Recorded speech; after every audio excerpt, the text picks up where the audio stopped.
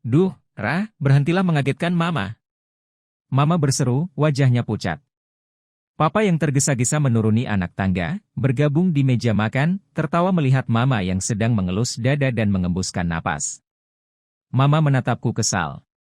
Sejak kapan kamu sudah duduk di depan meja makan? Dari tadi, Ma. Aku ringan mengangkat bahu, meraih kotak susu. Bukannya kamu tadi masih di kamar?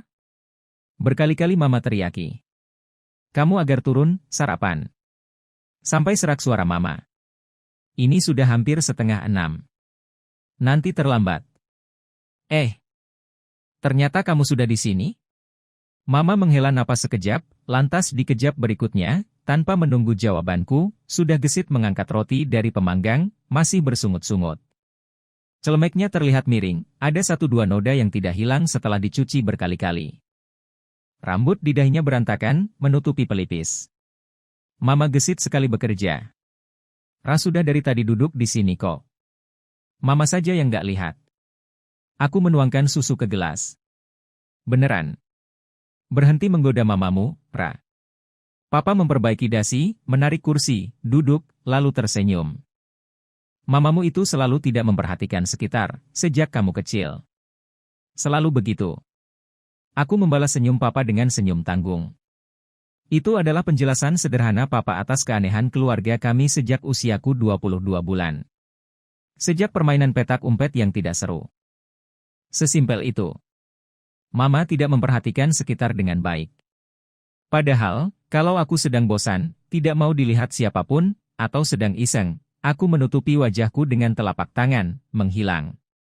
Seperti pagi ini, Mama berteriak membangunkan Papa dan meneriakiku agar bergegas. Mama sibuk memulai hari, menyiapkan sarapan, dan membereskan kamar. Mama selalu begitu, terlihat sibuk. Terlepas dari peraturannya, aku benci peraturan-peraturan Mama yang kalau dibukukan bisa setebal novel Mama ibu rumah tangga yang hebat, cekatan. Mengurus semua keperluan rumah tangga sendirian, tanpa pembantu. Dulu, sambil menunggu Papa turun bergabung ke meja makan, aku suka memperhatikan Mama bekerja di dapur. Tentu saja kalau aku hanya duduk bengong menonton, paling bertahan 3 detik, sebelum Mama segera melemparkan celemek. Menyuruhku membantu.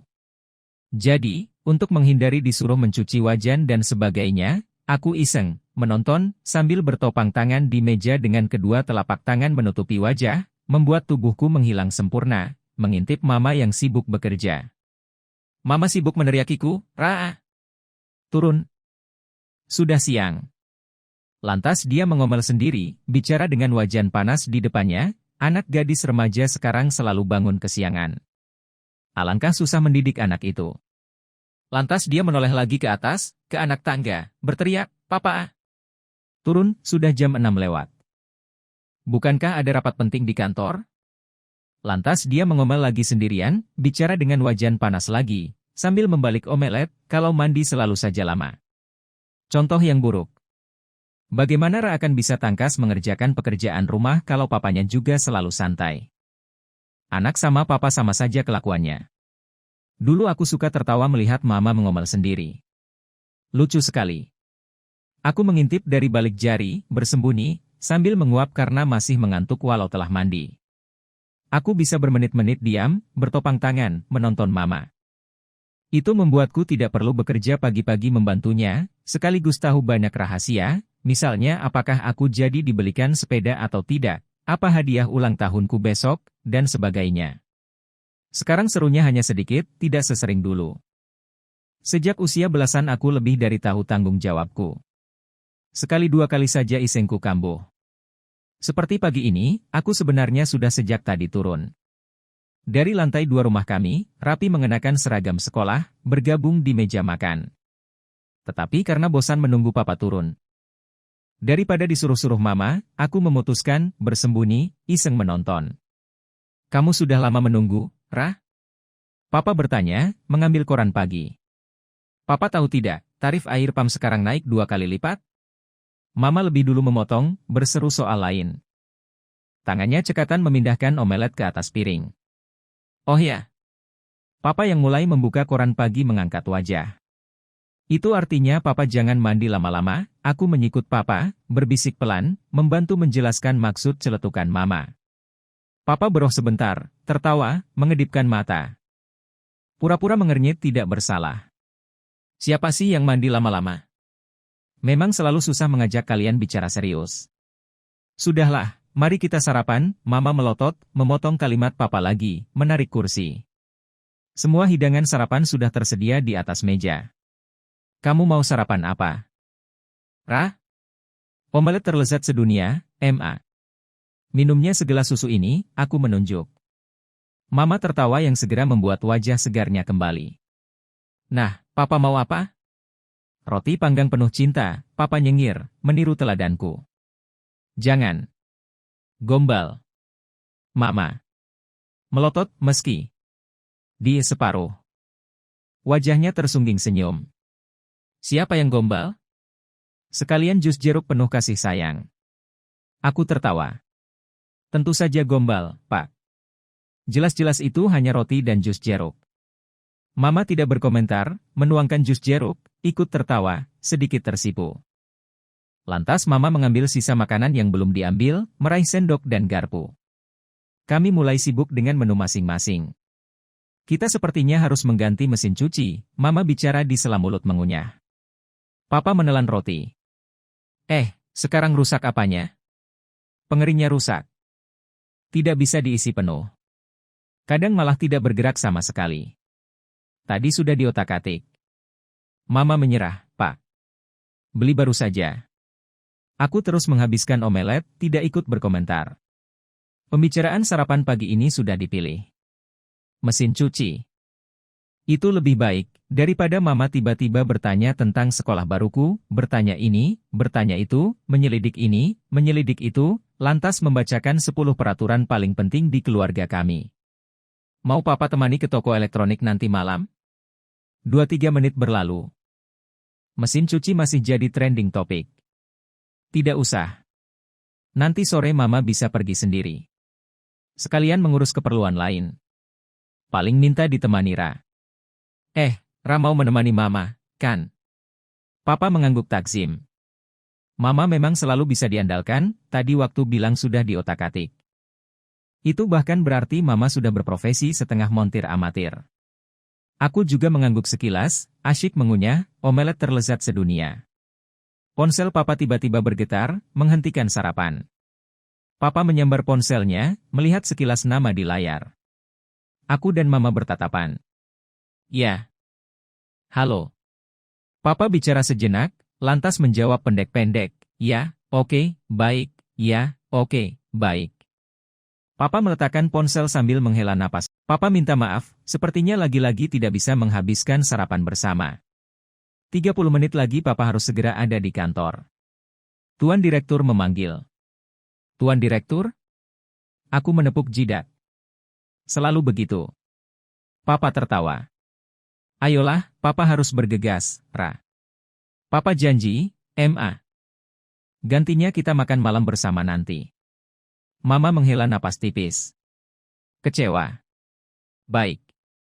Sepertinya aku juga harus menyudahi sarapanku yang belum sepertiga nasibku sama dengan banyak remaja lain, harus berangkat ke sekolah bersama orang tua. Mereka buru-buru, maka aku ikut buru-buru. Mereka telat, aku juga ikut telat. Aku meletakkan sendok, beranjak berdiri, lantas berlari naik ke kamar, mengambil tas dan keperluan sekolah. Jangan lupa sarapan lagi di kantor, Pak. Tentu saja. Bila perlu, Papa akan sarapan sambil rapat dengan Tuan Direktur. Itu pasti akan menarik. Papa mengedipkan mata, bergurau. Mama melotot. Papa buru-buru memperbaiki ekspresi wajah. Papa tidak akan lupa, Ma. Peraturan ketujuh keluarga kita, sarapan selalu penting. Papa meniru gayaku, tangan hormat di dahi. Mama tersenyum. Papa memang sedang berada di titik paling penting karir pekerjaannya, setidaknya demikian kalau Papa menjelaskan kenapa dia harus pulang larut malam, kenapa dia harus bergegas pagi-pagi sekali. Papa harus berhasil melewati fase ini dengan baik, Ra. Sekali Papa berhasil memenangkan hati pemilik perusahaan, karir Papa akan melesat cepat. Posisi lebih baik, gaji lebih tinggi. Keluarga kita harus kompak mendukung, termasuk kamu. Toh pada akhirnya kamu juga yang diuntungkan. Mau liburan kemana? Mau beli apa? Semua beres. Aku hanya bisa mengangguk, setengah paham, soal jalan-jalan atau belanja, setengah tidak, soal memenangkan hati pemilik perusahaan. Dasi papa miring. Mama menunjuk, beranjak mendekat, memperbaiki. Terima kasih. Papa tersenyum, melirik pergelangan tangan. Celemek mama juga miring. Papa ikut memperbaiki, meski sekali lagi melirik pergelangan tangan. Jangan pulang larut malam, Pak. Mama lupa ya? Kan tadi papa bilang nanti malam kita makan malam bersama. Spesial. Tidak akan terlambat. Papa mendongak. Alangkah lamanya anak itu mengambil tas sekolah. Tentu saja. Tentu saja apanya? Tentu saja lama. Meniru siapa lagi? Selalu lama melakukan sesuatu, dan terbirit-birit panik kalau sudah kehabisan waktu. Mama tersenyum simpul. Oh. Itu entahlah meniru siapa. Papa pura-pura tidak mengerti, sambil ketiga kalinya melirik jam tangan. Yang papa tahu, anak itu cantiknya meniru siapa. Mama tersipu. Mereka berdua tertawa. Papa melihat jamnya lagi, mengeluh. 5 menit? Lama sekali anak itu mengambil. Ra sudah selesai dari tadi kok. Aku nyengir, menurunkan telapak tangan. Ra? Papa berseru kecil, hampir terlonjak melihatku tiba-tiba sudah berdiri di anak tangga terakhir. Bagaimana kamu sudah ada di sana? Kamu selalu saja mengejutkan orang tua. Papa bersungut-sungut. Meski sungutnya lebih karena dia harus bergegas. Jangan menggoda papamu, Ra. Dia selalu saja tidak memperhatikan. Sejak kamu kecil malah. Sekarang giliran mama yang menggunakan kalimat itu, tersenyum. Aku tersenyum tanggung membalas senyum mama. Itu juga menjadi penjelasan sederhana mama atas keanehan keluarga kami sejak usiaku 22 bulan. Sejak permainan petak umpet. Sesimpel itu. Papa tidak memperhatikan sekitar dengan baik. Padahal, kalau aku lagi bosan, tidak mau dilihat siapapun, atau sedang iseng. Aku tinggal menutupi wajah dengan kedua telapak tangan, menghilang. Seperti pagi ini, aku iseng ingin melihat percakapan akrab orang tuaku. Sudah sejak tadi aku turun mengambil tas, berdiri di anak tangga paling bawah dengan kedua telapak tangan menutupi wajah. Mengintip wajah mereka yang saling tersipu. Baik dulu maupun sekarang, itu selalu seru. Ayo berangkat.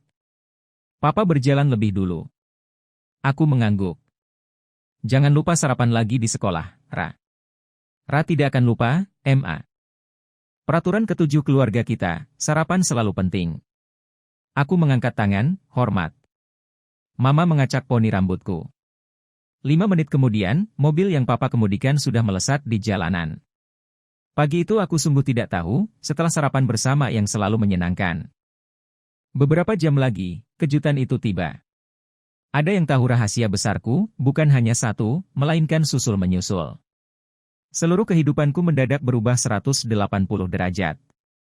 Perang besar siap meletus di bumi. Aku tidak bergurau.